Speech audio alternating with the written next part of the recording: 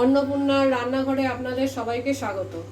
आज के आमी आपनादेर देखाচ্ছি गोविंदभोग चाल दिए खिचुड़ी, जेटाके आमरा भोगेर खिचुड़ी हिसाबेও ব্যবহার করতে পারি। এর জন্য আমি নিয়ে নিয়েছি 800 গ্রাম চাল। আপনারা কম নিতে পারেন, আমি আমার প্রয়োজন মতো নিয়েছি। 800 চাল, 400 গ্রাম সোনামুগের ডাল, দুটো টমেটো কুচি, 2 চামচ মতো আদা বাটা, আর আছে 1.5 চামচ লঙ্কার গুঁড়ো, 1.5 চামচ ধনের গুঁড়ো, 1 চামচ জিরের গুঁড়ো। আর ফোড়নের জন্য আমি নিয়েছি দুটো শুকনো লঙ্কা হাফ করে কেটে নিয়েছি, 4টে তেজপাতা আর 1 চামচ মতো গোটা জিরে। এছাড়া আমরা রান্নায় ব্যবহার করব নুন, হলুদ, চিনি, গরম মশলা, তেল এবং সামান্য ঘি। এবার আমরা রান্নাটা শুরু করব। এবার আমরা শুরু করছি রান্নাটা। আমি কড়াইটা গ্যাসে বসিয়ে দিয়েছি। আমার চালটা অনেক বেশি বলে আমি বড় কড়াই নিয়েছি। আপনাদের চাল কম হলে আপনারা সেই মতো পাত্র নিতে পারেন এবং সেই মতোই আপনারা চাল বা মশলা নেবেন। আমি এতে দিয়ে দিলাম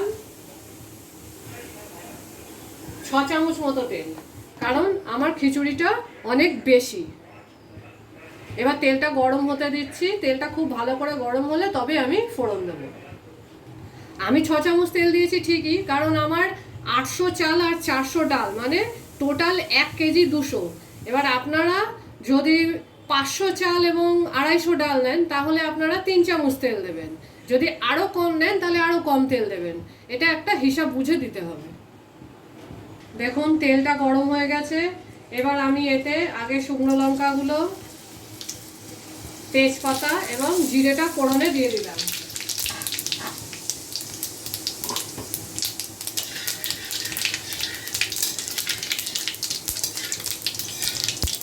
মশলাটা একটু ভাজা ভাজা হয়ে আসলে, লঙ্কাটা ভাজা হলে আপনারা বুঝতে পারবেন লঙ্কাটা একটু কালচে হয়ে যাবে।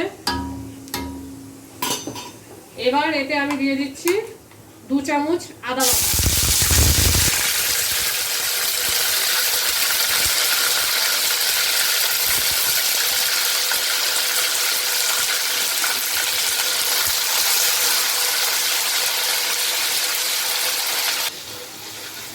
দেখুন আদাটা একটু ভাজা ভাজা হয়ে এসছে।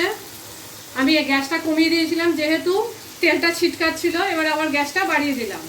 আদাটা ভাজা ভাজা হয়ে এসছে। আমার সব মশলাগুলোই গুঁড়ো, তাই আমি একটু এই হাফ বাটির মতো, ছোটো বাটির হাফ বাটির মতো জল দিয়ে দিলাম যাতে মশলাটা মেশে।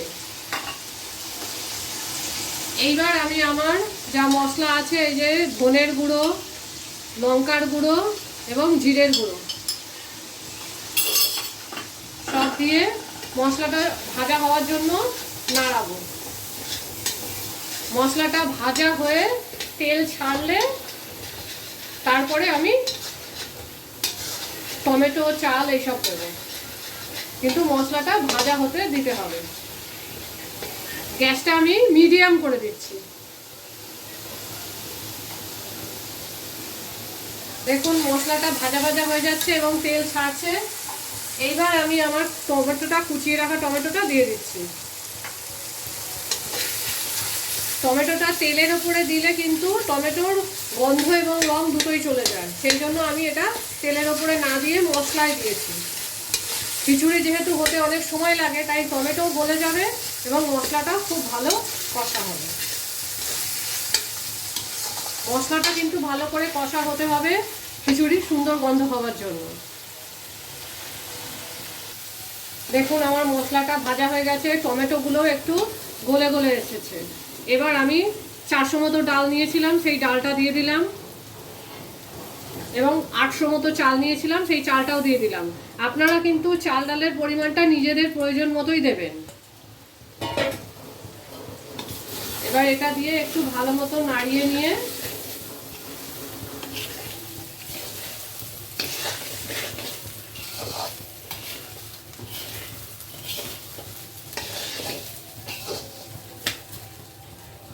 আমি জল দিয়ে দেবো।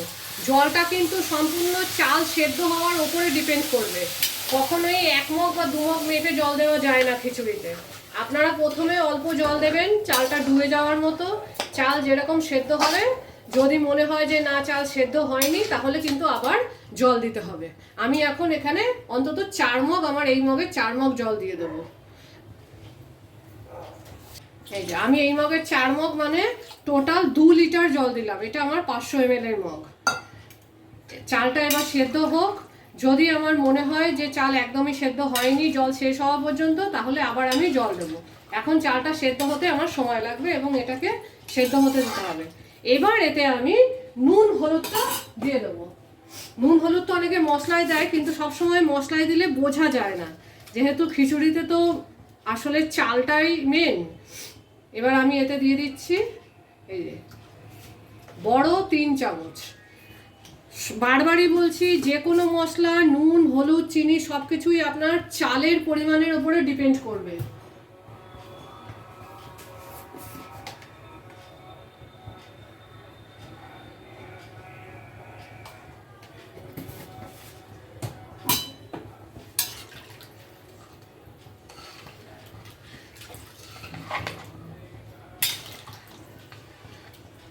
আমি 2 চামচ হলুদ দিয়েছি, আপনারা কিন্তু প্রয়োজন মতোই হলুদ দেবেন।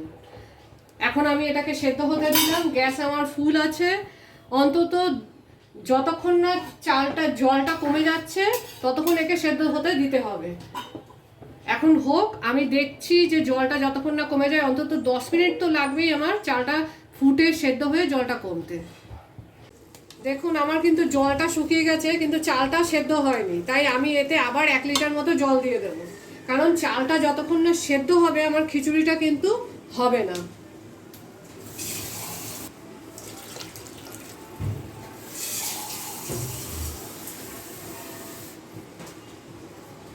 খিচুড়িতে কিন্তু চাল সেদ্ধ হওয়া পর্যন্তই আপনাকে খিচুড়িটা খেয়াল রাখতে হবে এবং জলের পরিমাণ ঠিক রাখতে হবে। গ্যাসটা মিডিয়াম আঁচে থাকবে যাতে ধরে না যায়। আমার যেহেতু মনে হলো যে এখন আমাকে আরও 1 লিটার জল দিতে হবে, আমার চালটা অনেক বেশি, আপনি কিন্তু খেয়াল রাখবেন। অবশ্যই হাত দিয়ে দেখবেন যে চালটা সেদ্ধ হয়ে গেছে কিনা। সেদ্ধ হয়ে গেলে আর জল দেওয়ার দরকার নেই, কিন্তু সেদ্ধ না হলে জল দেওয়ার দরকার আছে। আঁচ মিডিয়াম থাকবে এবং এটা আস্তে আস্তে হবে। চালটা সেদ্ধ হয়ে গেলে, জলও সমান মতো হয়ে গেলে আমাদের খিচুড়ি হয়ে যাবে।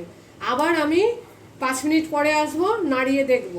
এরকম করে আমি বারবারই নাড়িয়ে দেখব এবং চালটা সেদ্ধ হওয়া পর্যন্ত অপেক্ষা করব।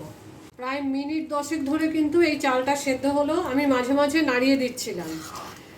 এখন আমার চালটা কিন্তু সেদ্ধ হয়ে গেছে। আপনারা কিন্তু এইভাবে ধরে তুলে হাত দিয়ে দেখে নিতে পারেন যে চালটা সেদ্ধ হয়েছে কিনা। আমার চাল সেদ্ধ হয়ে গেছে।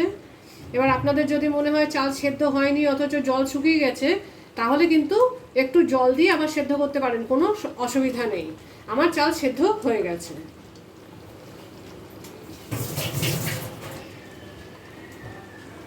এবার আমি এতে দিয়ে দেব চিনি। এই টি চামচের 4 চামচ মতো দেব, যেহেতু আমার চালটা বেশি। আপনারা পরিমাণ মতো যেরকম চাল সেরকম চিনি দেবেন।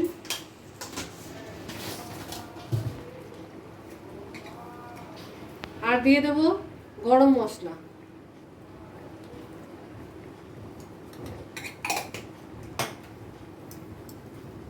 দিয়ে ভালো করে নাড়িয়ে দেবো। দেখুন আমার কিন্তু পুরো কড়াইটা প্রায় ভর্তি হয়ে গেছে খিচুড়িতে। যখন আমি দিয়েছিলাম তখন কিন্তু চালটা একদম তলায় ছিল। আমরা জানি চাল সেদ্ধ হয়ে অনেক বেশি হয়ে যায়, তাই প্রথম থেকেই বোঝা যায় না কতটা জল লাগবে। বারবারই বলছি, প্রথমে একটা পরিমাণ মতো জল দেবেন, তারপরে চাল সেদ্ধ হয়েছে কিনা দেখে অল্প অল্প করে জল দেবেন, যাতে খিচুড়ি একদম ঝোলও না হয়ে যায় আবার শুকিয়েও না যায়।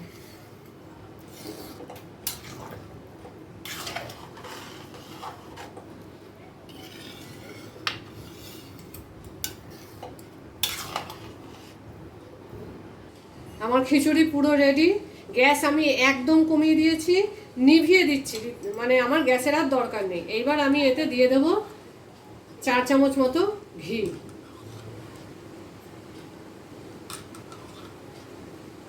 ঘি খাবারের গন্ধকে সুন্দর করে।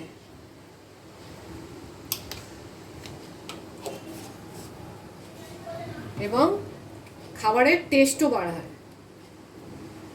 ঘিটা দিয়ে আমি এবার খিচুড়িটা নাড়িয়ে দেবো, নাড়িয়ে গরম গরম সার্ভ করব পাঁচ তরকারির সঙ্গে। আপনারা খিচুড়ির সাথে বেগুনি, আলুর দম, অনেক কিছু যা আপনাদের পছন্দ সেরকম জিনিস দিয়েই খেতে পারেন, কিন্তু এটা একটা সুস্বাদু সুন্দর খিচুড়ি। আপনারা বানান এবং খেয়ে দেখুন। আমি খিচুড়িটা বেগুনি এবং পাঁচ তরকারির সাথে সার্ভ করেছি। আপনারাও বানান, খান এবং কমেন্ট করুন।